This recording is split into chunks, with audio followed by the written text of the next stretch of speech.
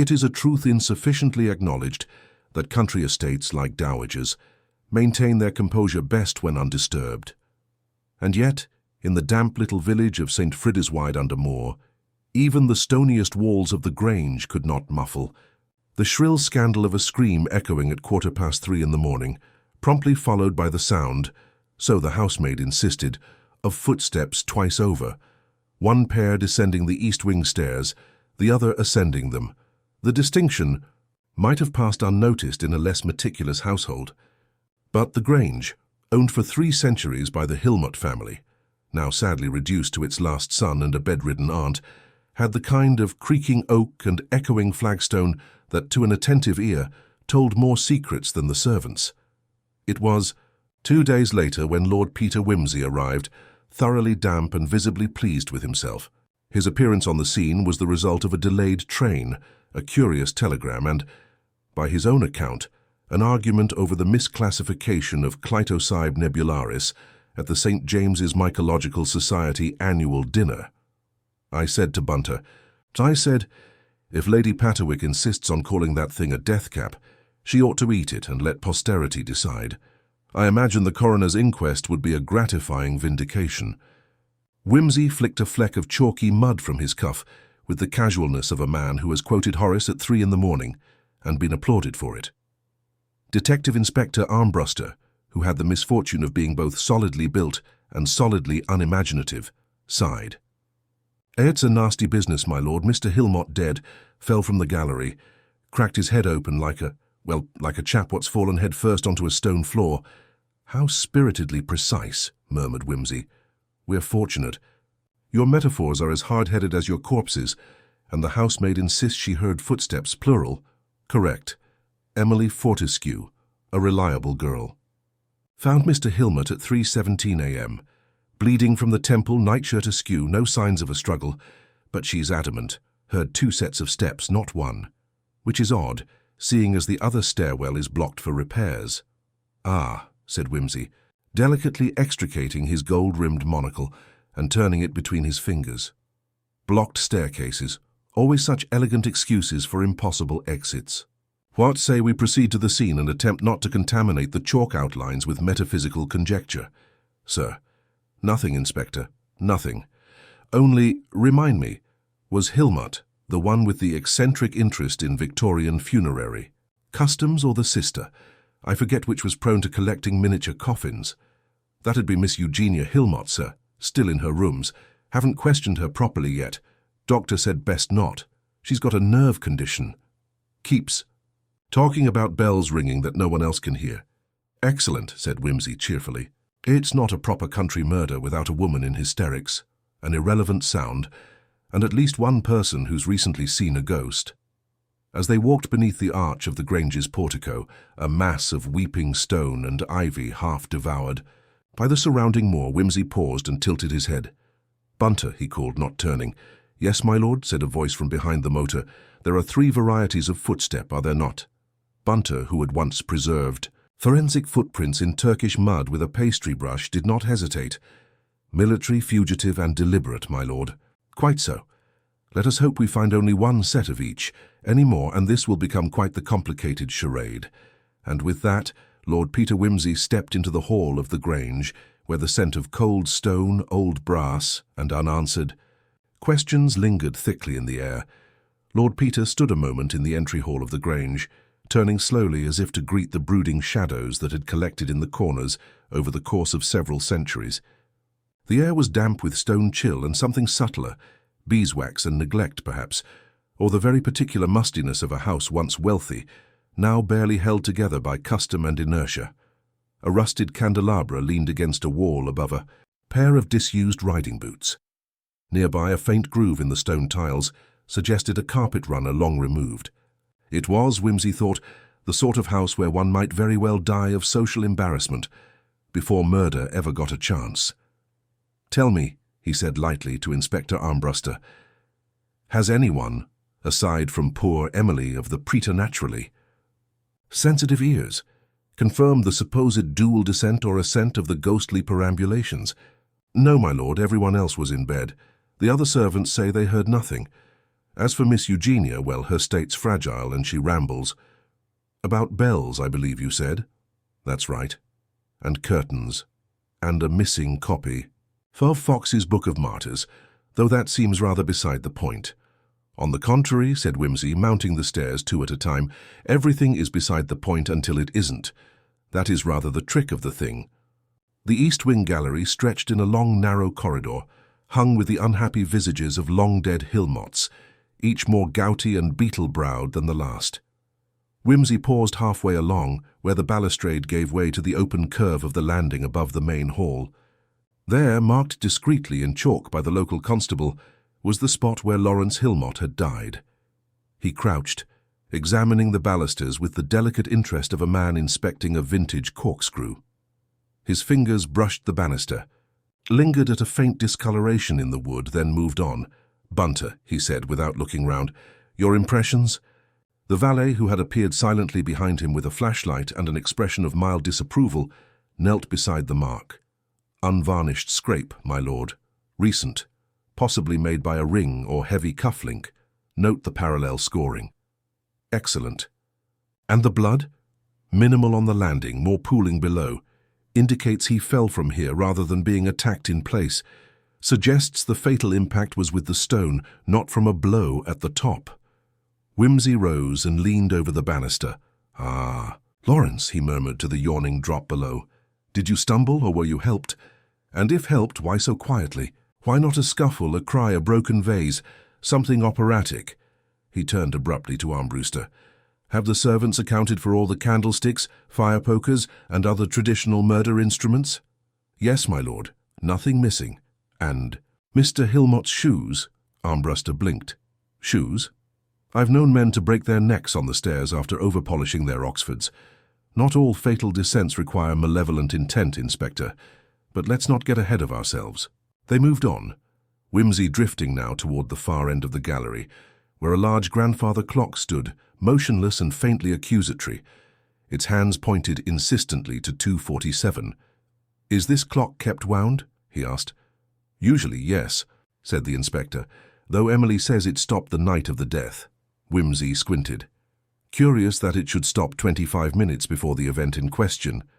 Or perhaps not curious, perhaps very precisely suggestive. And no one touched it since. No one admits to it. Of course not. No one ever admits to touching clocks. It would undermine the entire foundation of plausible deniability." Door creaked behind them. A slim, pale woman emerged, Miss Eugenia Hilmot, wrapped in a thick shawl of uncertain colour and a face that looked as though it had aged not with time, but through proximity to grief, like lace yellowed by sun. "Hope I am not intruding," she said in a voice that suggested she knew perfectly well she was. Wimsey turned and bowed slightly. "Not at all, Lord Peter Wimsey, at your service. May I say your home has quite the Gothic charm? I half expected to be greeted by a blood-stained monk." She smiled faintly. "You flatter us. These days we can scarcely manage a gardener. Lawrence kept everything running just about, until—" "Indeed, you were very close to your nephew." A pause. "I reared him after his parents died. He was changeable, clever as a boy, secretive as a man. Sometimes I think he spoke more to the dog than to me in these last years." "And did the dog reply?" "Only when it suited her." She gave a brittle laugh. "But yes, he was remote. Not unkind, but always thinking, always somewhere else, always out walking those moors at odd hours." "Alone?" "Usually. Though lately, I sometimes heard 2 voices from the garden. Could have been the wind echoing, of course, or the bell," said Wimsey idly. "The one you mentioned." Her expression flickered. "Yes, the bell. May I ask?" "It's silly," she said, turning to the window. "There's a little chapel on the far edge of the estate, disused since 1913. Sometimes I think I hear its bell at night, just once, faintly, as if someone were ringing for a funeral that no one's attending." Wimsey said nothing. Outside, the sky sagged greyly over the moor, thick with promise of mist. She continued. "Lawrence hated the chapel, said it made him feel watched. He had the key removed, locked the gate, said he didn't believe in ghosts, but he wouldn't go near it. And yet he walked the grounds at night. "Oh yes, sometimes long after midnight. Do you recall if he did so the night he died? I heard him leave his room after 2, heard his door, his steps. That's what woke me. Then I heard—" She stopped, lips tightening. "2 sets of footsteps?" prompted Wimsey gently. "Yes, one descending, one going up. But the stairs, there's only one usable flight." "Which means someone was very determined to make it sound as if there were 2, said Wimsey, almost to himself. She turned, startled. "You believe me, then?" "I believe that sound and silence are never innocent, Miss Hilmot. Thank you." As she moved away, Wimsey looked once more at the grandfather clock, still inert at 2:47. He tapped its casing lightly and glanced at Bunter. "Let us have it examined," he said. "I dare say it will yield more than the usual quantity of dust and embarrassment." Downstairs, a faint sound caught his ear. Footsteps, slow and deliberate, approaching across the hall. Wimsey smiled faintly. "Now," he murmured, "let us meet the loyal housemaid who hears in stereo." And he descended the stairs with the amused elegance of a man walking into his favourite kind of problem. Emily Fortescue stood in the doorway to the servants' corridor with a kind of upright stillness that suggested she had not yet recovered from the sense of having become unexpectedly central to things. Her apron was crisply ironed, her shoes sensible and damp from a hasty outdoor errand, and her eyes, large, faintly nervous, were the colour of scrubbed slate. "You wish to see me, my lord?" she asked, the faint tremor in her voice more decorous than afraid. "Miss Fortescue," said Wimsey warmly, "I'm told you have a particular gift for distinguishing between footsteps, a talent I suspect goes tragically underappreciated in domestic service. Would you be so kind as to recount what you heard on the night of Mr. Hilmot's untimely excursion?" She glanced at Inspector Armbruster, then back at Wimsey, reassured perhaps by the faint gleam of amusement in his eye and the absence of judgment in his tone. "Yes, my lord. I'd gone to bed just after midnight. I sleep in the south attic, facing the east stair. It creaks something awful. Has done since before I came here. You can hear everything that goes on, even whispers if you're used to the house. And you are used to the house. 6 years now, my lord." "Very good. Please go on." "Well, sometime after 3, I'd guessed 10 past, I woke suddenly. Thought I'd heard a thump, but it was faint, like something dropped. Then I heard footsteps going down the east stairs. Light ones, quick, like someone in stockinged feet. Then, just a second later, another set, heavier, slower, coming up. I thought it strange because who'd be going up the stairs at that hour when everyone should be in bed?" "Indeed," said Wimsey. 2 sets of steps. Separated by how long?" "A breath. No more. Almost like they crossed in the middle." "Excellent," said Wimsey, which made her blink. "Now tell me, did you hear anything after that?" "Yes, my lord. A sharp sound like something knocking or hitting wood. I couldn't tell if it was on the stairs or the landing. Then silence. I thought about going down, but—" She hesitated. "But you did not?" "No, my lord. I waited until morning when I started the fires. That's when I found him, down by the newel post." "And the body?" "He was face down. Arms bent under. His dressing gown was torn at the hem like it had caught on something. There was blood, a lot of it. I screamed." Wimsey nodded sympathetically. "Understandable. Tell me, Miss Fortescue, was Mr. Hilmot in the habit of descending the stairs barefoot?" "Oh, no, my lord. He had house slippers, suede ones, brown. Always wore them. He hated cold stone. But the steps I heard going down were soft. Not like slippers, more like socks, or even bare feet. And the others? Hard-soled, like boots. Boots going up, soft going down. Curious? And yet the only staircase available is the one you overlook from your room." "Yes, my lord." Wimsey glanced at Bunter. "Please make a note of that. Conflicting footwear." "Already noted, my lord," Bunter murmured, scribbling with military precision. "Thank you, Miss Fortescue. One last question, if I may. Is there any other route, perhaps a servant's stair, a back passage, a concealed door, that might explain the presence of someone else in the house that night? Someone unseen?" She looked uncertain. "There's the larder stair, but it's blocked just now. Dry rot in the timbers. Mr. Hilmot had it boarded up last month." Wimsey's eyes brightened. "Really? And no one has touched it since?" "Not that I know of." Then perhaps we ought to inspect the rot. It may have proven less of an obstacle to the enterprising than Mr. Hilmot assumed.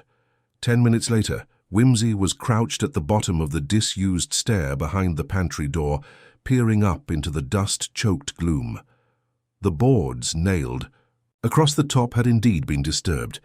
One was cracked lengthwise, and the nails looked less than freshly driven. Bunter, flashlight in hand, tilted the beam upward. "Spiderwebs broken," he murmured. "Dust uneven, recent use is evident." "So our ghost may have had a perfectly corporeal route after all," said Wimsey. "The second set of steps, coming up the stairs, may not have been on the main flight at all." "Hastino." "But that's mad," said Armbruster. "No one could have used this stair unless they'd removed the boards and put them back." "Quite," said Wimsey. "Mad, or meticulous. They climbed the narrow space carefully, stepping over collapsed plaster and old broom bristles. At the top, the boards had been shifted just enough to permit a person, thin and agile, to squeeze through. The hallway above was part of the family wing, connecting the bedrooms to the old nursery. Wimsey dusted off his knees. And now we ask ourselves, who might have used this stair and why? Back in the drawing room, tea was served by a taciturn footman with the air of someone raised among valets and vultures. Wimsey declined sugar, stirred his cup with great ceremony, and turned back to Armbruster. "Inspector, has anyone questioned the curate?" Armbruster blinked. "Curate? Yes, the Reverend Winterton. I passed the vicarage on my way in. Ugly sort of house, red brick with aspirations. I gather he's been a regular visitor to the Grange. Surely you don't suspect a full complement of motives without first sampling the clerical? He was at a church retreat, just returned yesterday. Then we must pay him a visit. Vicars are full of quaint local knowledge, and sometimes rather more." It was dusk when they arrived at the vicarage. The air had thickened to a kind of woolly damp, and the trees along the lane whispered faintly as they moved. Reverend Winterton, a youngish man with an untidy collar and intelligent fingers, greeted them with a nervous smile. "Yes, I heard about Lawrence," he said, pouring sherry with academic clumsiness. "Terrible business. Terrible. I'd just returned from Epping. Forest, monastic silence and dried lentils, more pious than pleasant, I'm afraid." "Did you know Mr. Hilmot well?" asked Wimsey.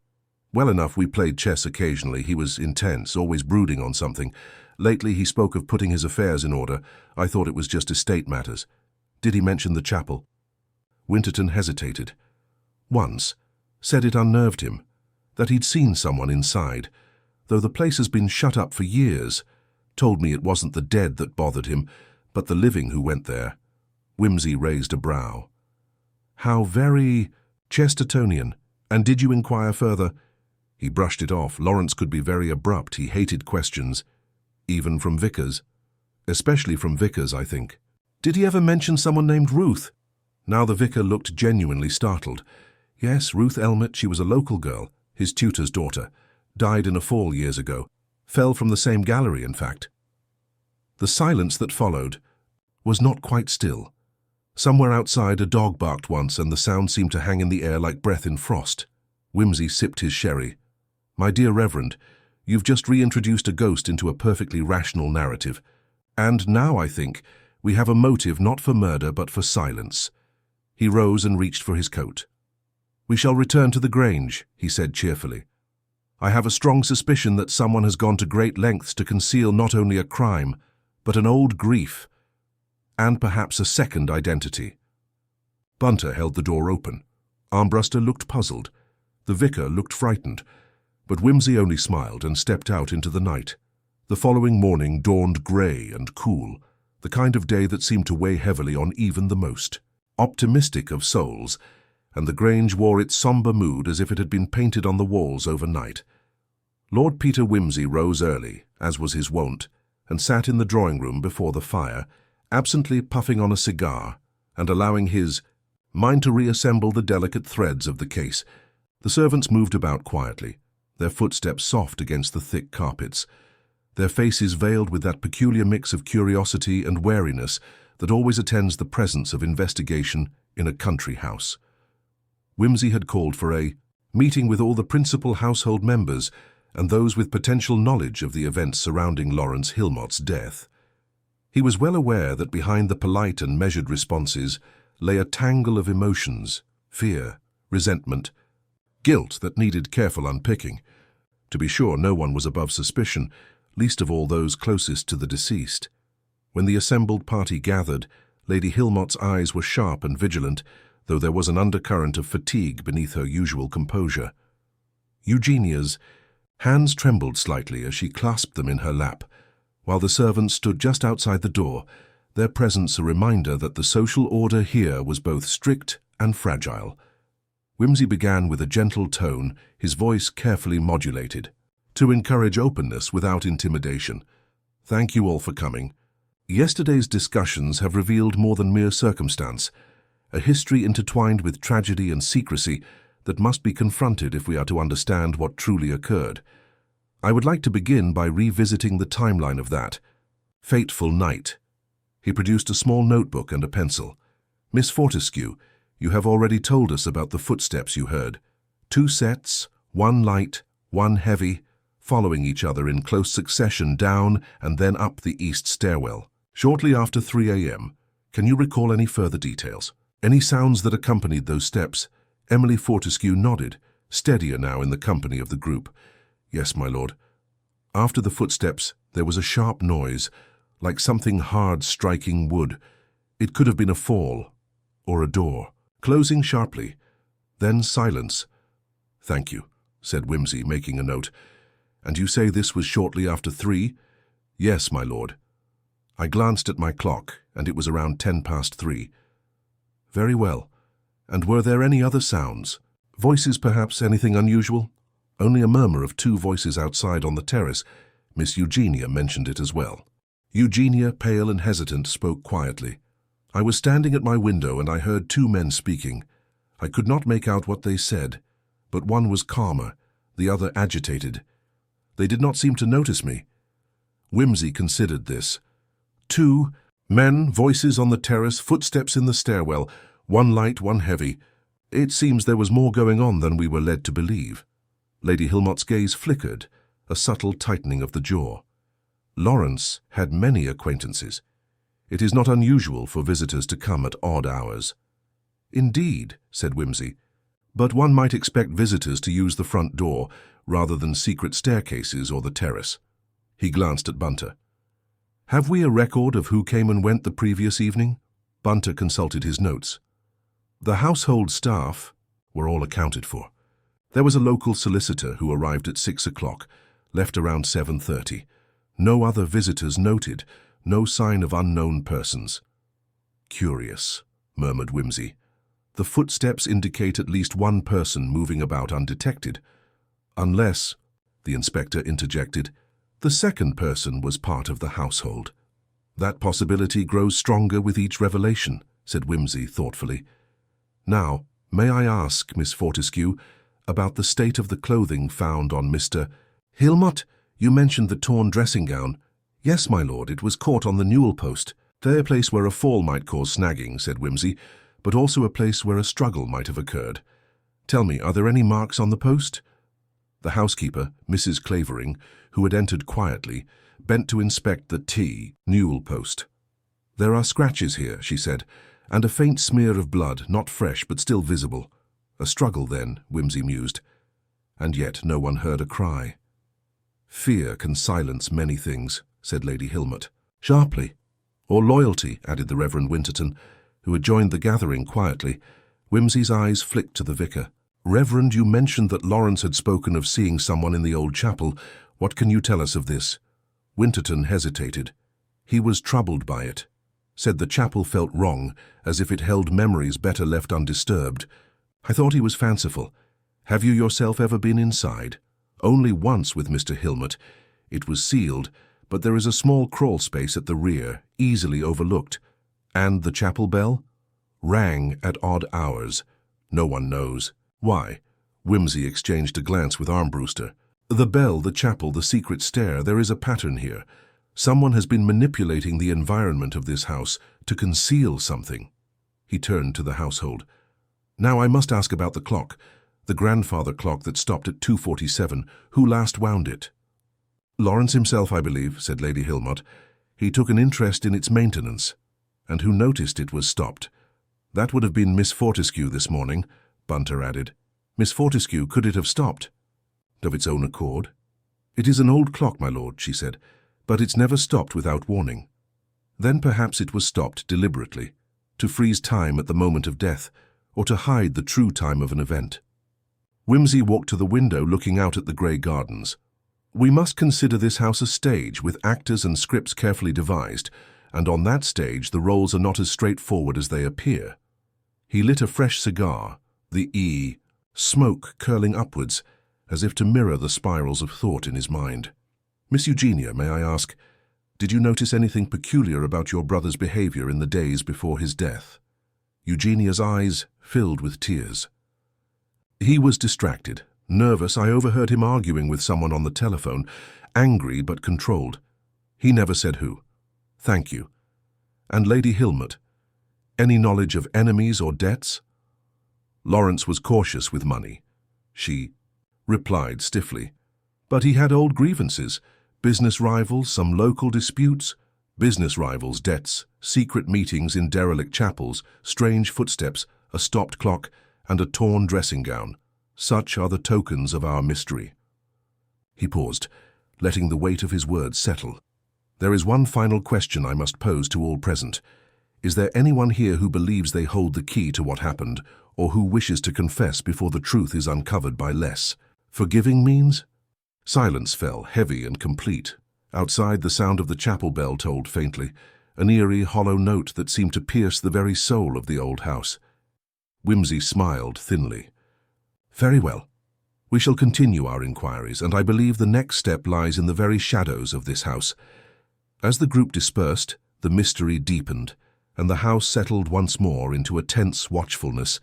The grandfather clock, frozen stubbornly at 2:47, as if time itself refused to move until the secrets it guarded were finally revealed. The house had settled into a quiet, uneasy rhythm when Wimsey, with his habitual blend of impatience and methodical deliberation, decided it was time to explore the undercurrents of the narrative more deeply. The previous day's interviews, the cryptic chapel letters, the subtle discord among the family and servants, all these threads wound tighter into a fabric that promised no easy unravelling. Late that afternoon, after a light lunch taken in the library under the watchful eye of the portraits that lined its walls, Wimsey requested to see the household's correspondence and Mr. Hilmot's personal papers. Bunter had already catalogued some of these, but the detective's approach was less archival and more intuitive. He sought the nuances that often slipped past clerks and secretaries, the half-spoken thoughts preserved in the margins, the signatures, that wavered under scrutiny. Lady Hilmot appeared hesitant but acquiesced, the weight of grief tempered by a pragmatic desire for answers. Lawrence was a private man, she remarked, and even in death he guards his secrets well. Secrets are, my dear lady, the currency of mysteries, said Wimsey, seating himself at the heavy oak desk. And money, as it happens, can often be the motive. He sifted through the letters carefully, each one a piece of a puzzle. Some were mundane notes from business associates, others were more intimate, hinting at strained friendships and unspoken debts. A letter from a solicitor in London spoke of a contested will, dated 6 months prior, while another bore the unmistakable flourish of a woman's hand, a Miss Beatrice Chalfont, requesting a private meeting. Miss Chalfont, Wimsey murmured, reading the letter aloud in his usual half-ironic tone. A name that appears nowhere. In the family's account of acquaintances, this private meeting was cancelled, it seems, but the tone is urgent. Bunter nodded. Miss Chalfont was mentioned briefly by Miss Eugenia, though she said they had fallen out some years ago. Wimsey's gaze sharpened. Ah, a quarrel then, and perhaps a quarrel that might cast long shadows. He turned his attention to a small envelope, sealed but unaddressed. Breaking it open, he found an unsigned note, written in a hurried hand. Beware. The double footsteps. The truth is not where you look, but where you do not. A shiver passed through the room, though Wimsey kept his expression carefully neutral. Cryptic warnings seldom bode well, he said softly, but they do tell us someone knew more than they would admit. The afternoon waned as Wimsey and Bunter examined the papers, their quiet deliberation interrupted only by the occasional footfall in the hall or a muted conversation drifting from the servants' quarters. Just as the light began to fade, a sharp rap sounded at the door. It was Miss Fortescue, her face unusually flushed. "My lord, I thought you might wish to know," she said breathlessly, "that Miss Eugenia has requested to see you in private." Wimsey nodded. "Very well. I shall join her shortly." Minutes later, he found Eugenia seated in the conservatory, the faint scent of gardenias mingling with the late spring air. Her hands were tightly clasped, and her eyes, once timid, now held a quiet resolve. "Lord Peter," she began, voice low, "there is something I have not told you, something I feared might bring more pain, but I see now that silence will only deepen the shadows." Wimsey settled beside her, his tone gentle yet encouraging. "Go on," he said. She took a breath. "Lawrence was not the man you think him. Beneath the surface of his charm and composure was a man tormented by secrets and debts that went beyond money. There was someone who held power over him, someone from his past." Wimsey's eyes narrowed. "Who?" "A man named Alfred Crane, an old acquaintance from his university days. They had a falling out, but Crane never forgot. Lawrence feared him, and there was talk, whispers, that Crane was in this county, somewhere near. Have you seen or heard from this Mr. Crane?" "No, but I believe Lawrence was trying to protect us all by hiding this fear. The letters, the late meetings, they were attempts to keep the menace at bay." Wimsey nodded slowly. "Fear, debts, power, elements that give shape to many a murder mystery. But we must distinguish between threat and act." Eugenia's gaze faltered. "I want to tell you more, but I fear the house listens." "Fear is a powerful jailer," Wimsey agreed, "but your courage will serve us well." Leaving the conservatory, Wimsey reflected on the new revelation.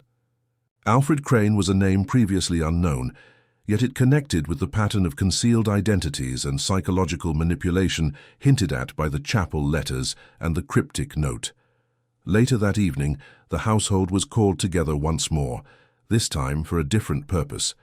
Wimsey intended to test the timeline through practical demonstration. "We have spoken much of footsteps and clocks," he began, addressing the assembled group with his characteristic blend of charm and authority. "But theory is no substitute. For observation, I ask you all to accompany me to the east stairwell and the larder stair, where the crucial movements took place." As the group made their way through the dim corridors, the inspector noted Wimsey's attention to detail. The way he observed the uneven wear of carpet edges, the misaligned door hinges, and the faint scuff marks on the banister. "The heavy steps you heard, Miss Fortescue, could only have come from boots, yes?" "Yes, my lord." "Then who here wears boots indoors?" The room was silent. "My point." "Exactly," said Wimsey. "Yet the stairwell is narrow and the boots left scuffs inconsistent with the shoes worn by our usual suspects." He beckoned Bunter forward. "My good man, please take up the clock and mark its exact stopping time." Bunter complied, watching the grandfather clock's face as he delicately wound the mechanism. "Still fixed at 2:47, my lord." "Precisely. Now, if the accident occurred after 3, what might have caused the clock to stop before then?" "Perhaps the clock was stopped deliberately to confuse the timeline," suggested Armbruster. "Or it may have stopped due to the impact of a struggle," said Wimsey, running a finger along the banister's edge. "A violent event timed to conceal another." He turned to Lady Hilmot. "Does this stairwell connect directly to the master bedroom?" "Yes. It's the principal access from the upper corridor to the east wing. Then anyone ascending or descending here could move unseen by most." He motioned toward the larder stair. "And this narrow stair connects the servants' quarters directly to the kitchen and the gallery." "Exactly," said Miss Fortescue.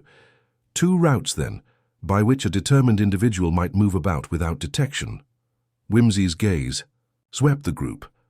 "Now I ask you to imagine, if you will, that the heavy-footed individual might not be who we expect, that the slippers and boots might be a deliberate disguise, and that the voices overheard on the terrace were part of a calculated misdirection." A murmur passed among the listeners. "I propose we conduct a small experiment," said Wimsey, "to recreate the movements as described. To verify the time required for such journeys, the noises produced by different footwear, and the feasibility of secret passages. Lady Hilmot looked wary, but Eugenia nodded faintly. "Tomorrow," Wimsey concluded, "we shall bring these elements together, and the truth, no matter how deeply buried, will begin to emerge." As the household dispersed to their rooms, the grandfather clock chimed the hour, an eerie reminder that time marched inexorably forward, even as the secrets of the Grange remained stubbornly locked within its ancient walls. Wimsey remained by the window, cigar smouldering between his fingers, eyes fixed on the creeping shadows of the gardens. "The double footsteps," he murmured. "Two actors on a stage. But who plays the lead, and who the deceiver?" The game was far from over. The morning mist still clung to the edges of the sprawling estate, when Lord Peter Wimsey descended once more into the heart of the Grange's labyrinthine interior, accompanied by the ever-reliable Bunter and Inspector Armbruster. The promise of reenactment lent a curious theatricality to their proceedings, though the detective approached the task with all the gravity of a surgeon preparing to dissect a most intricate and tangled case.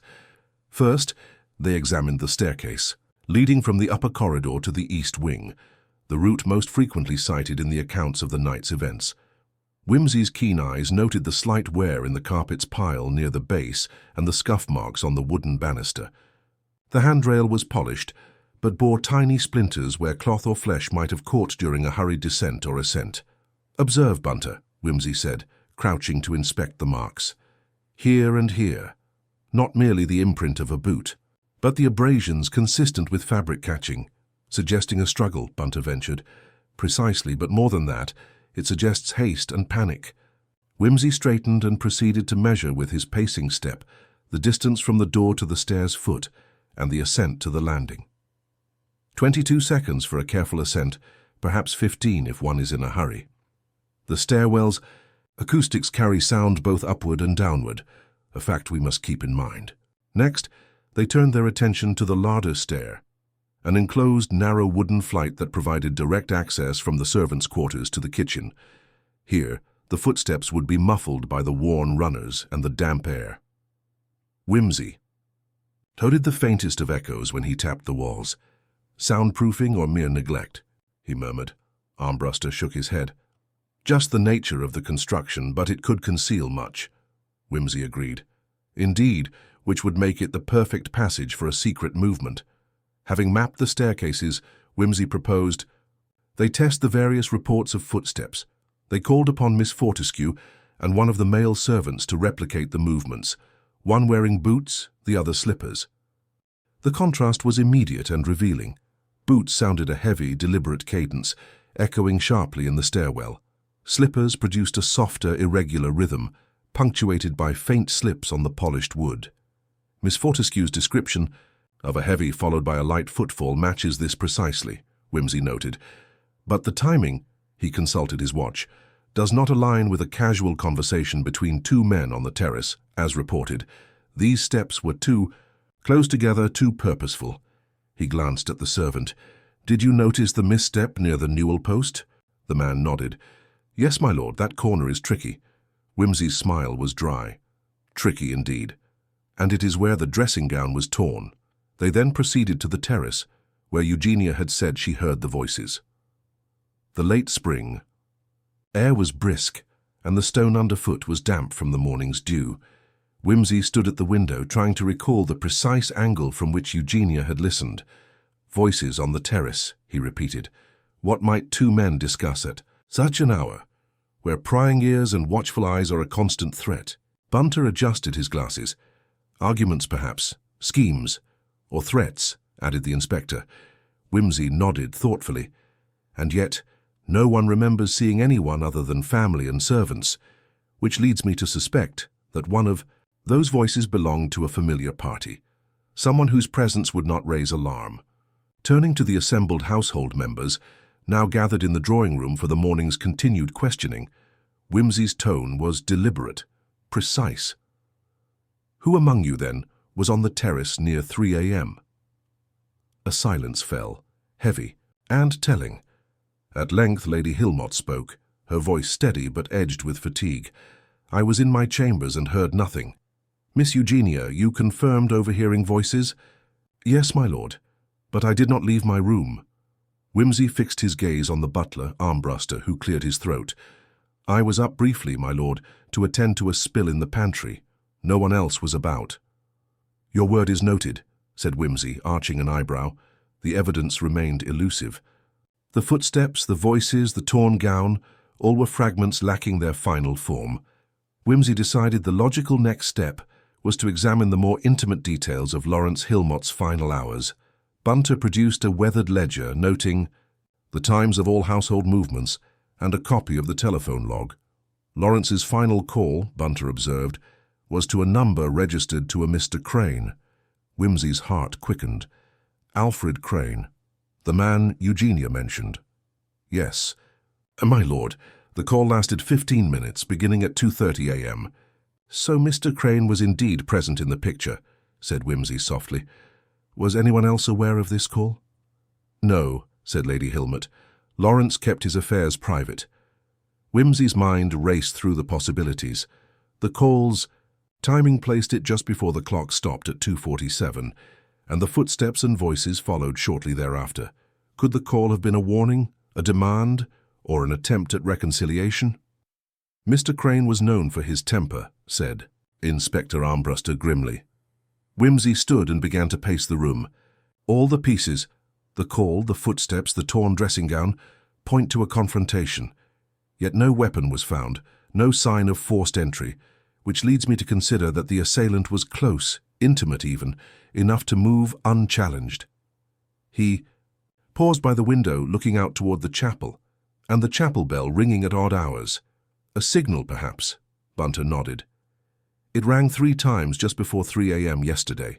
3 times. A coded message or a warning?" Lady Hilmot shivered. "There are stories about the chapel, old tales of curses and restless spirits." Wimsey smiled thinly. "Ghosts may walk the halls in legend, but it is men who wield knives." Returning to his chair, Wimsey concluded, "Tomorrow we must speak with Mr. Crane, if he can be located. Until then, I shall examine Lawrence's personal effects more closely and ask for a thorough search of the chapel and its surroundings." As the day faded, the atmosphere at the Grange grew heavier, the house itself seeming to hold its breath. The game was tightening, and the shadows lengthened around the truth. Wimsey, cigar in hand, mused quietly to himself. The double footsteps are more than mere echoes. They are the rhythm of a concealed truth, and it is my task to give them voice. The morning air had a sharpness that set the senses alight, and Lord Peter Wimsey welcomed the clarity it promised. The previous day's methodical testing of stairwells, footsteps, and timings had laid a foundation. Now the investigation pressed forward into more delicate territory, the unveiling of Mr. Alfred Crane himself. Bunter had made discreet inquiries. Overnight and by mid-morning, news arrived that Crane had been located lodging quietly at a nearby coaching inn.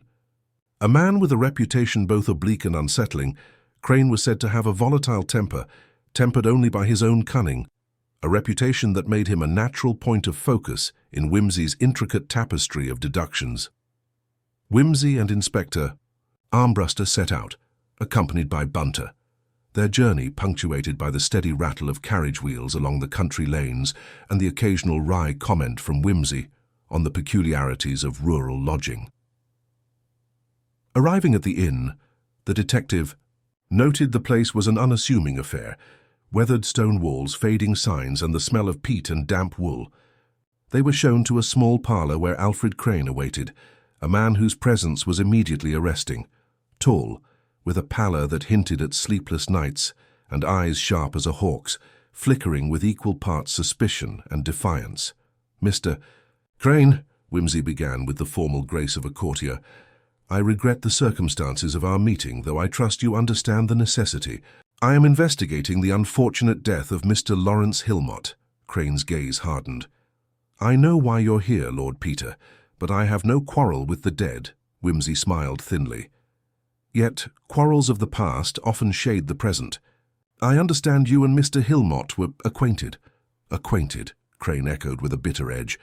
"University days, friends once, but friendships sour, as you doubtless know. Our parting was less than amicable. And yet, I see you are the recipient of a late-night call from Mr. Hilmot, shortly before his death. Crane's eyes flickered, but he nodded. He called, said he wanted to make peace, or perhaps to warn me. I don't know, I refuse to meet. My business is my own. Your business being what exactly? Armbruster pressed. Crane hesitated. I'm in some financial difficulties. Debts, unpaid loans. Hilmot was a wealthy man. Perhaps he thought I'd make a convenient scapegoat. Wimsey folded his hands. Convenient scapegoats rarely prove so accommodating. The interview proceeded, the detective carefully drawing Crane out without giving him cause to retreat further.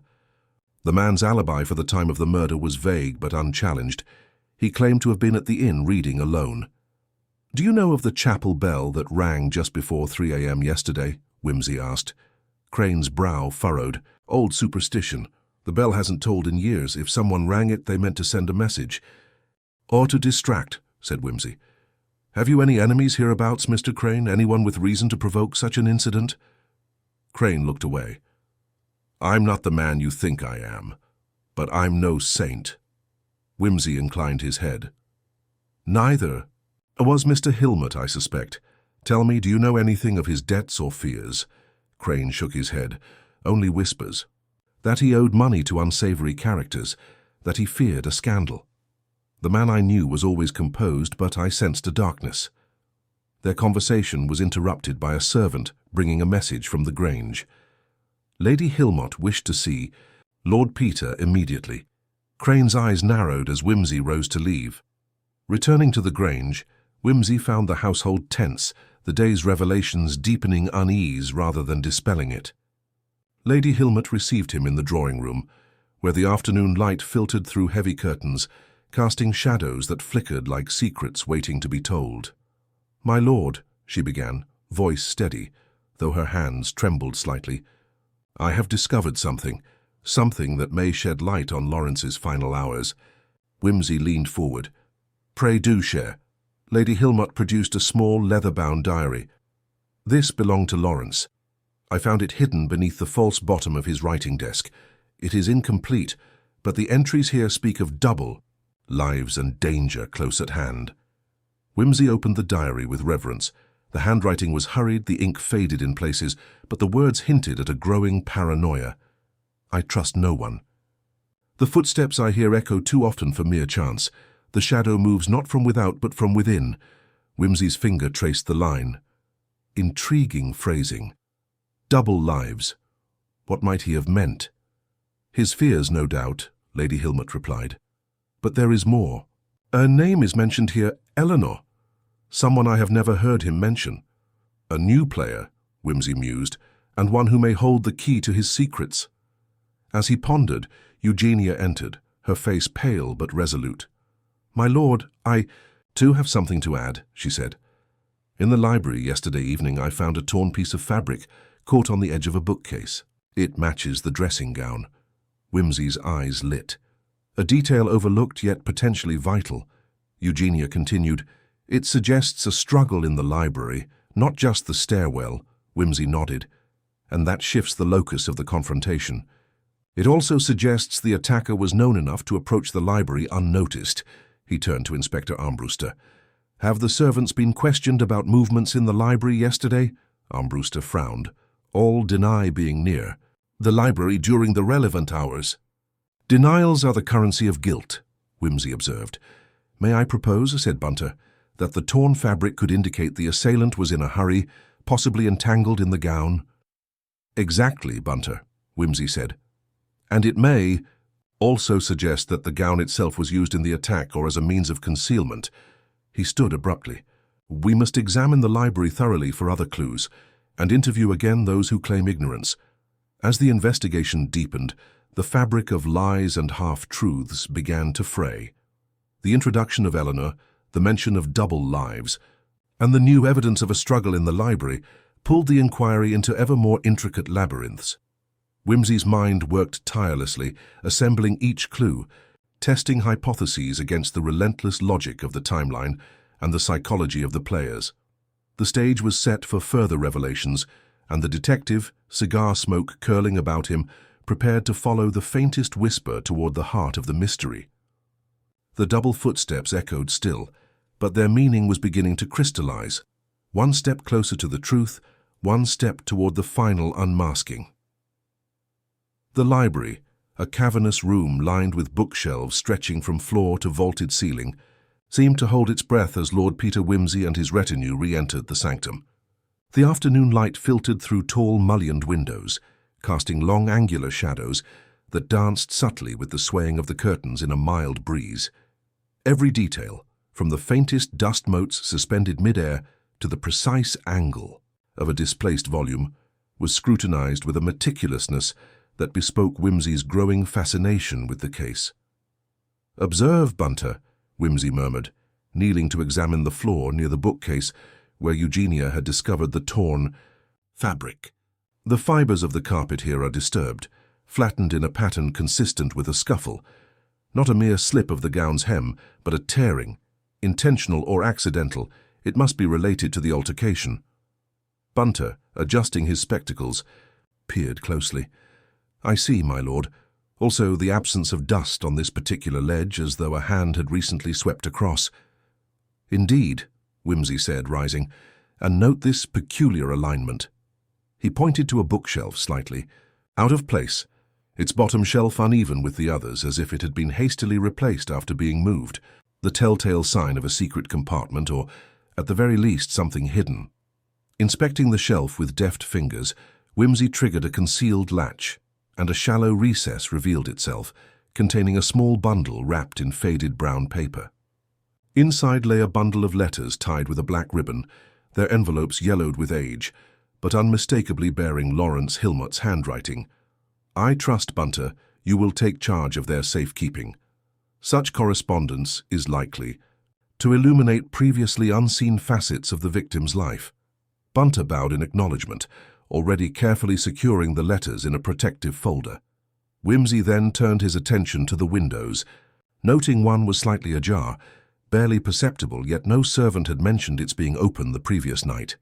A gap, Wimsey mused, through which a faint breeze passed, but also a gap through which an opportunist might enter or exit, or plant an idea.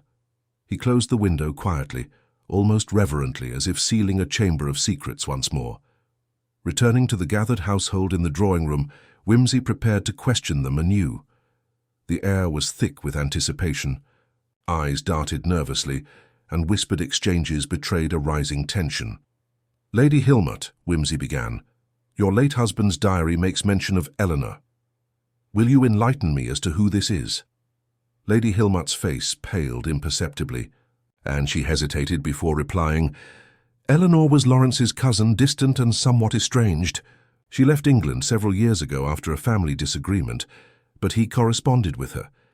"May I see these letters, then?" Wimsey inquired. "Yes," she said quietly. "They were kept hidden, for reasons I did not understand." The letters themselves, once examined by Bunter, and later by Wimsey in private, revealed a subtle, layered correspondence between Lawrence and Eleanor. There was talk of debts, of a looming disgrace, hints at a double life that Lawrence feared might be exposed, but one letter in particular caught Wimsey's sharp eye. "If the truth surfaces, all shall be lost. Trust no one here but me.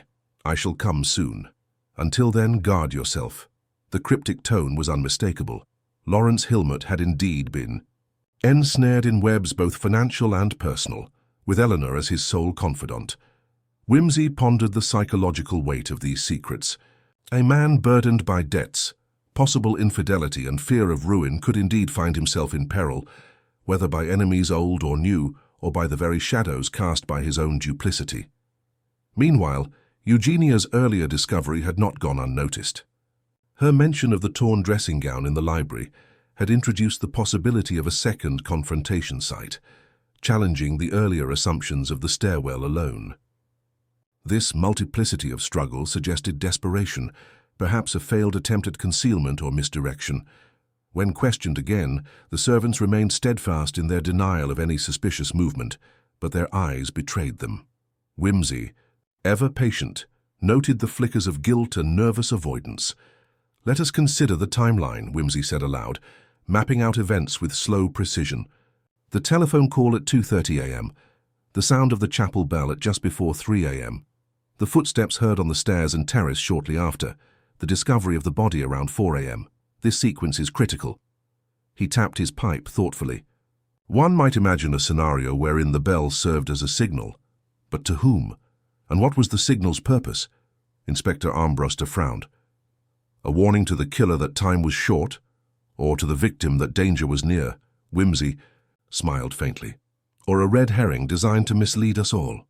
It was in these seemingly irrelevant details, the exact placement of a clock that had stopped, the discrepancy in the timing of footsteps heard by different witnesses, that Wimsey found the true texture of the mystery. That afternoon, while scrutinizing the clocks throughout the Grange, Wimsey made a subtle but crucial observation. The grandfather clock in the hall had stopped at 2:47 a.m., mere minutes after Lawrence's final call. Yet the wall clock in the library ticked on, its hands marking 3:12 a.m. when Bunter checked it. How do we account for this disparity? Wimsey inquired. It would seem the clocks were out of sync, Bunter answered. Precisely.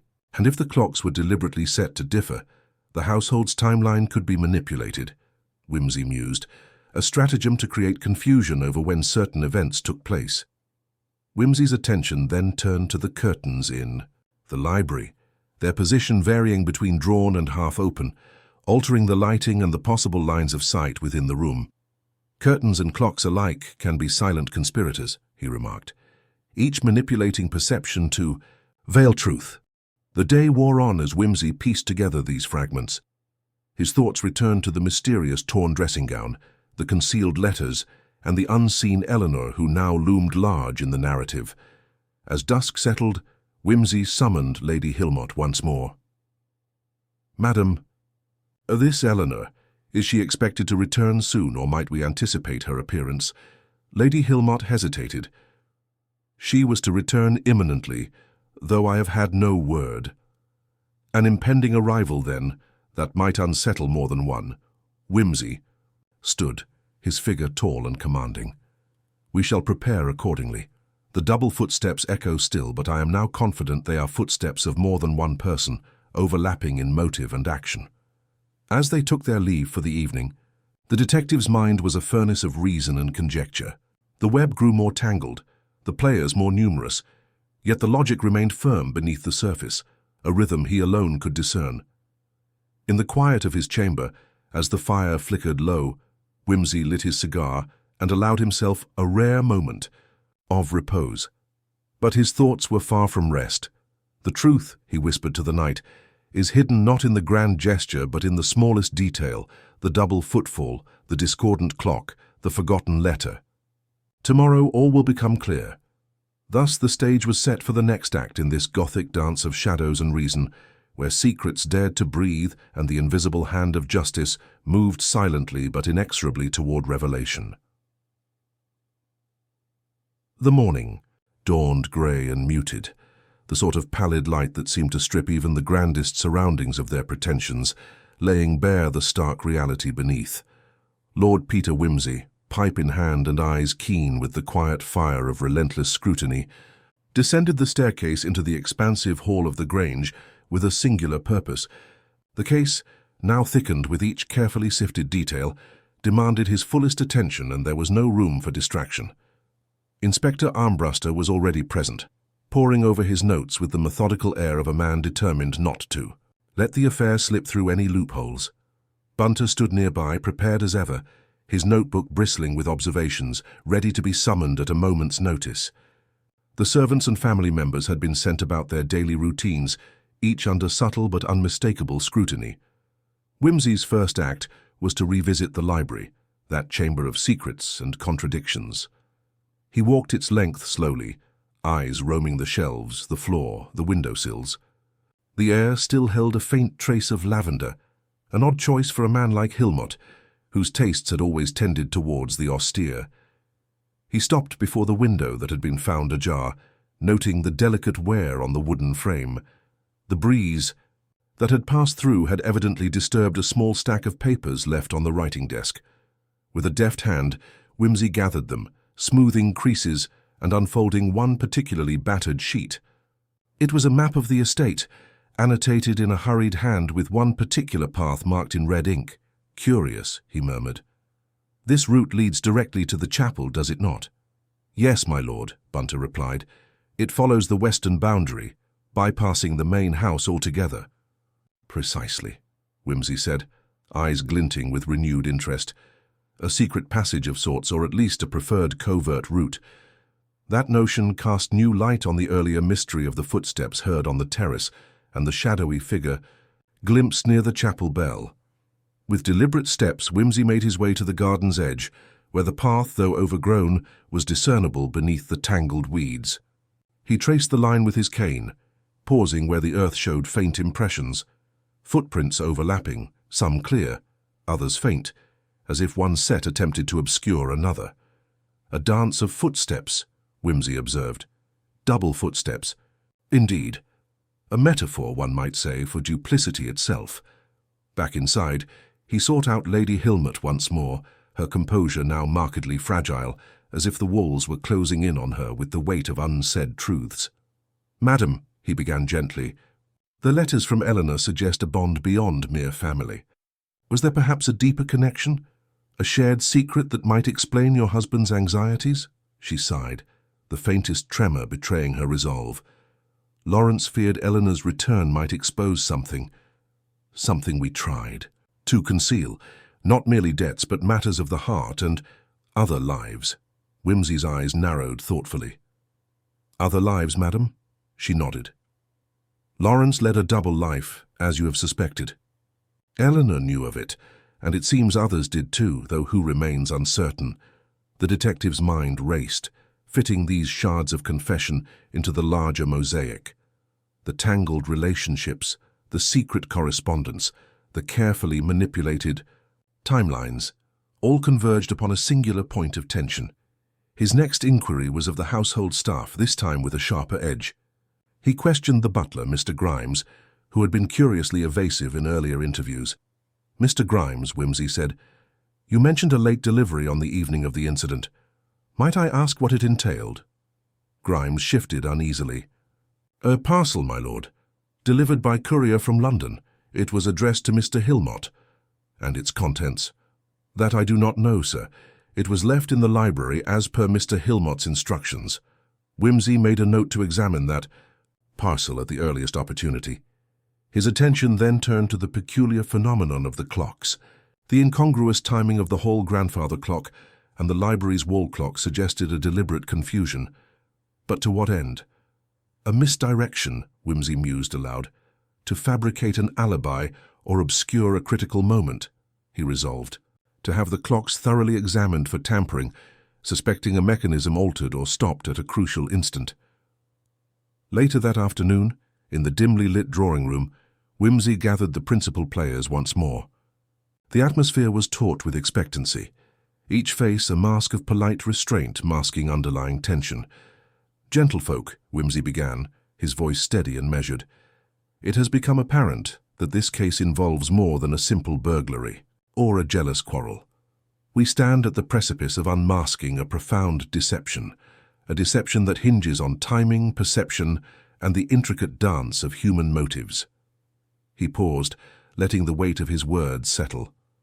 The torn dressing, gown, the secret path to the chapel, the conflicting clocks, the mysterious letters, all point towards a carefully orchestrated scheme. Lady Hilmot's eyes widened, while Inspector Armbruster's expression darkened with dawning comprehension. Wimsey continued, "But the question remains, who among us has the motive, means, and opportunity to orchestrate such a labyrinthine ruse?" He turned to the butler. "Mr. Grimes, I believe you hold the key to the parcel's contents. Will you retrieve it, please?" Grimes nodded and left the room, returning moments later with a small, heavy box wrapped in plain paper. Wimsey opened it slowly, revealing a stack of ledgers and a revolver wrapped in a handkerchief. The room fell into a hush. "These ledgers," Wimsey explained, "document illicit transactions, debts, blackmail, and bribes. It seems Mr. Hilmot's troubles were far graver than even Lady Hilmot suspected." He held up the revolver. "And this weapon, cleaned but unmistakably used, may well be the instrument of his demise." Wimsey's gaze swept the room, settling, on each in turn assessing the flicker of reaction. He then addressed Lady Hilmot gently. "Madam, it appears you have endured more than your share of burden, but justice, as always, demands its due." The door opened abruptly and Bunter entered, a telegram in hand. He handed it to Wimsey, who read it silently before speaking. "This message confirms Eleanor's imminent arrival. She is on the 6:15, train from London. It seems the hour of reckoning approaches." The assembled group exchanged glances fraught with apprehension. Wimsey smiled faintly, a gleam of satisfaction in his eyes. "Very well. We shall prepare to meet our final act, with the truth ready to take center stage." As the day drew to a close, the Grange settled into an uneasy silence, the secrets it harbored closer than ever to unraveling. Lord Peter Wimsey, cigar aglow and mind alight, waited patiently for the curtain to rise on the next scene in this intricate drama of double footsteps and hidden lives. The lingering light of evening had begun to wane, and the Grange was draped in a deepening twilight that seemed to swallow the edges of reason as readily as it dimmed the once crisp outlines of the room. The assembled party in the drawing-room felt the gravity of what was to come, an unspoken tension threading itself through the polite murmurs and the polite, if strained, smiles. Outside, the muted clatter of the 6:15 train could almost be heard. In the distance, or perhaps it was merely the thudding pulse of expectancy in each breast, Lord Peter Wimsey, perched with the ease of a man entirely at home in such theatrical moments, cast his gaze around the room as if measuring the weight of each soul's secrets against the candlelight. "Eleanor's arrival," he observed, "will, I suspect, prove a catalyst, a spark set to tinder already well aflame."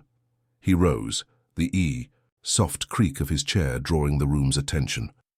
"It is time we reconstruct that final evening with the precision of a watchmaker, each cog, each wheel, turning as intended or out of step." Inspector Armbruster nodded, his rough hands tightening over his notebook. "I've reviewed the staff schedules, my lord, every servant accounted for during the critical hour, yet something eludes us." "A convenient truth," Wimsey murmured. "What of the soundproof door between the library and the hall?" "A mechanical marvel," the inspector conceded. "Operated by a button under the mantelpiece. We tested it today. It muffles sound almost completely." Wimsey's eyes gleamed. "Exactly. And yet when Mr. Hilmot was shot, the gunshot rang through the house loud enough to rouse a dormouse. But the library's door was closed," Grimes had stated earlier, "locked from the inside. Precisely my point."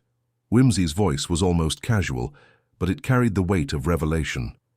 "Which suggests someone had a vested interest in convincing others that no shot was fired in that room." He paced toward the window, peering into the gloom beyond. A soundproof door, a locked room, footsteps on a secret path. The killer played a game of smoke and mirrors. Lady Hilmot, seated with her hands clasped tightly, broke the silence. "But why? What possible advantage is there in such a charade?" "To obscure time, madam, to create an alibi where none could exist." Wimsey turned, eyes sharp. "And so we come to the final paradox, the double footsteps. Those heard and reported by Mrs. Jennings were not one set, but two, sometimes overlapping, sometimes diverging. A dance choreographed to mislead. Who could walk twice over the same ground without being noticed?" the inspector asked, brow furrowed. "An excellent question, Armbruster," Wimsey replied, "one that points to a single individual adopting multiple guises, or at least carefully timed movements designed to suggest it." He reached for the revolver again, turning it slowly in his hand. "This weapon, I now suspect, was never meant to kill Mr. Hilmot. Rather, it was a prop in a far more elaborate scheme." Gasps fluttered like moths around the room. "A staged murder," Lady Hilmot whispered, aghast. "Not quite," Wimsey corrected with a dry smile. "A murder very real indeed, but one that relied on illusion to cloak the murderer's identity. And movements." He turned toward Grimes. "The parcel you brought us contained more than ledgers and a revolver, did it not?" Grimes hesitated, then nodded. "Yes, my lord. There was also a small key hidden beneath the papers." Wimsey took the key and held it up. "The key to the soundproof door's secret mechanism." He then addressed the company at large.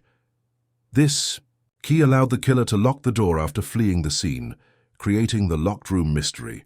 And the footsteps, Armbruster pressed. An ingenious trick, Wimsey said. The killer walked the path twice. First, wearing soft slippers, barely audible. Second, with heavier boots, timed so the two sets of prints would overlap confusingly. It misled those who relied on sound and sight. Lady Hilmot shivered. But who? Wimsey fixed each person with a glance that was both disarming and penetrating. Who had access, opportunity, and the knowledge to orchestrate such a feat? He stepped toward Lady Hilmot, voice gentle yet resolute. "Madam, your husband's double life was more complex than mere financial debts. Eleanor's letters hinted at a shared secret, a connection that might unravel this web." Lady Hilmot swallowed, then nodded slowly. "Then Eleanor's arrival is indeed the final piece," Wimsey said. "Let us await her, for she carries answers, whether willingly or not." The house grew still as the evening thickened into night. The chiming of the chapel bell marked the hour, resonant and mournful. Then, as if summoned by fate, the sound of wheels on gravel and voices drifting through the cold air announced Eleanor Hilmot's arrival. The front door opened, admitting a slender figure cloaked in travel dust, eyes sharp and wary. Eleanor's gaze swept the room, settling on Wimsey with a mixture of defiance and resignation. "Lord Peter Wimsey," she said, voice steady though edged with fatigue. "I see you've been busy." "Miss Hilmot," Wimsey replied with a slight bow. "Your reputation for punctuality is, if anything, surpassed by your flair for drama." She allowed a faint smile before crossing to Lady Hilmot, exchanging a brief but charged glance. "I trust you understand the purpose of my visit," Eleanor said. "Indeed," Wimsey interjected smoothly.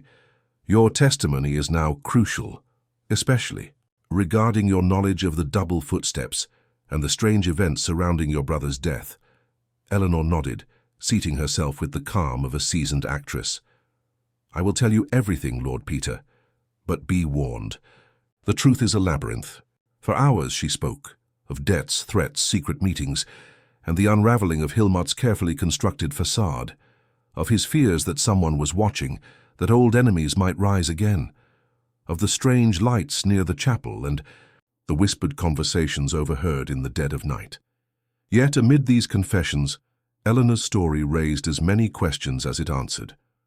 Her knowledge of the parcel's contents, the soundproof door, even the hidden key seemed eerily complete. Too complete. Wimsey noted this with interest, but withheld comment, preferring to let her words settle like sediment. When at last Eleanor fell silent, Wimsey stood and addressed the assembly with measured solemnity. "The case, I believe, has reached its denouement. The stage is set, the actors revealed, and the script, though twisted, is now comprehensible." He paced the room slowly, eyes sparkling with the promise of revelation. "It is time to illuminate the shadowed corners where our culprit hides." As he drew a deep breath and prepared to unravel the final knot, the atmosphere held its collective breath. The game was nearly won. The truth lay just beyond the threshold, awaiting only Wimsey's deft hand to draw it into the light. The drawing. Room was thick with expectation, as Lord Peter Wimsey took his accustomed place beside the hearth. The glow of the fire cast flickering shadows on the faces gathered, each a portrait of restrained anxiety, curious eagerness, or, in a few instances, guarded suspicion. A full hour had passed since Eleanor Hilmot's arrival and the slow unspooling of the tangled narrative that led us here. It was time, Wimsey indicated, for the final illumination. "Ladies and gentlemen," he began, fingers steepled in his customary fashion, "the puzzle that has vexed us is not, as one might first suppose, a matter of physical impossibility, locked rooms and ghostly footsteps, but rather a more pedestrian question of human duplicity, cunning, and a most delicate grasp of psychology." He paused, allowing the weight of his words to settle. "Recall the peculiar double set of footsteps Mrs. Jennings reported, overlapping, sometimes converging, sometimes diverging. A baffling detail that led us down the garden path, quite literally. It was not, as one might have feared, the work of a supernatural entity or an unseen assailant slipping between dimensions, but a cleverly orchestrated subterfuge." Wimsey cast a glance at Inspector Armbruster, who nodded gravely. The culprit, Wimsey continued, knew the estate intimately. Every secret passage, every servant's routine, every clock's chime. More importantly, they understood the power of misdirection. The soundproof door, the locked library, the false trail of footsteps, all tools in a grand design. He turned now to Eleanor Hilmot, who met his gaze with unflinching resolve. "Miss Hilmot, you have been candid and forthright in your revelations, yet one small contradiction remained. The key hidden beneath the ledger parcel. Who else knew of its existence?" Eleanor's eyes flickered, but she replied steadily, "Only my brother and I. I was unaware of the door's mechanism until recently." "Indeed," Wimsey smiled, thinly. "And yet the parcel you delivered concealed more than mere papers. It contained an instrument of concealment, this revolver, and a token of control." He lifted the revolver, turning it slowly. Mr. Grimes, the loyal butler, long held the master key to the house's secrets. "You have been an exemplary servant, until this night. Yet you underestimated the acumen of your guests." The room gasped. "Your motive was twofold," Wimsey explained. "First, the fear of exposure. Mr. Hilmot's plans to revise his will threatened your comfortable position and the modest inheritance you anticipated. Second, a deeply personal grievance, rooted in years of silent resentment." Grimes' composure faltered, lips twitching as if to deny but finding no words. "You staged the shooting to appear as if committed by a mysterious assailant, relying on the soundproof door to muffle the blast and the double footsteps to mislead our good Mrs. Jennings. Yet your plan was undone by one fatal error, the timing of the chapel bell's chime audible through the library window, conflicting with your supposed alibi." Wimsey's voice dropped to a softer cadence. "You could not account for the precise intervals of the clock's strike, nor the fact that the librarian's watch was slow by 7 minutes. A shudder passed through Grimes, who now sagged, defeated. He began, voice breaking. "I did it for the family, our family. I thought I could control the narrative, protect us all." "Ah, but control is a fragile illusion," Wimsey said with gentle finality. "Your attempt to manipulate time, sound, and perception was clever, but not infallible." Grimes collapsed into a chair, the room's tension dissolving into a mournful silence. Wimsey turned to the assembled guests. "Thus, the mystery of the double footsteps is resolved, the illusion shattered. What seemed inexplicable is but human. Frailty writ large, fear, greed, and the desperate desire to preserve what one believes rightfully theirs." He lit a cigarette with deliberate calm, the thin smoke curling like a question mark in the dim light. As Shakespeare wisely penned, "The fault, dear Brutus, is not in our stars, but in ourselves, and so it is here." He inclined his head. "With that I shall take my leave, trusting that the Grange may find peace at last, though as we know, peace is ever a tenuous thing in houses built on secrets." The company murmured assent, a collective exhale signaling the end of the ordeal. Wimsey's final glance was one of amused detachment as he stepped toward the door. "Do remember," he called over his shoulder with a wry smile, "that even the most labyrinthine mystery can be unraveled with patience, observation, and a decent cigar." With that he vanished into the night, leaving behind the lingering echo of intellect and irony, a detective's signature flourish upon a dark and tangled tale now set to rest.